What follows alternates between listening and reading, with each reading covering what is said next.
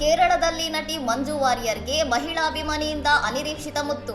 ಸಾರ್ವಜನಿಕ ಕಾರ್ಯಕ್ರಮದಲ್ಲಿ ನಡೆದ ಘಟನೆಗೆ ಎಲ್ಲರೂ ಶಾಕ್.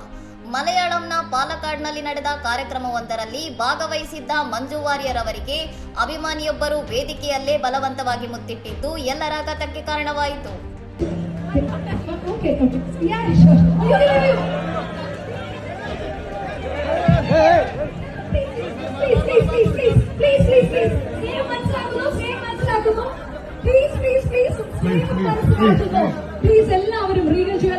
ಘಟನೆಯಿಂದ ಅಲ್ಲಿದ್ದ ನಿರೂಪಕಿ ಅಭಿಮಾನಿಯನ್ನು ತಡೆಯಲು ಯತ್ನಿಸಿ ಸೆಲೆಬ್ರಿಟಿಗಳ ಜೊತೆ ಈ ರೀತಿ ವರ್ತಿಸಿರುವುದು ಸರಿಯಲ್ಲ ಎಂದು ಎಚ್ಚರಿಸಿದರು.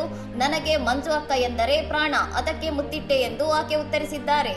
ಇಷ್ಟೆಲ್ಲ ಅನಿರೀಕ್ಷಿತ ಬೆಳವಣಿಗೆ ನಡೆದರೂ ಮಂಜು ವಾರಿಯರ್ ಕಿಂಚಿತ್ತೂ ಕೋಪಗೊಳ್ಳದೆ ಅತ್ಯಂತ ತಾಳ್ಮೆ ಮತ್ತು ಸಹಿಷ್ಣುತೆಯಿಂದ ಪರಿಸ್ಥಿತಿಯನ್ನು ನಿಭಾಯಿಸಿ ಎಲ್ಲರ ಮೆಚ್ಚುಗೆಗೆ ಪಾತ್ರರಾಗಿದ್ದಾರೆ.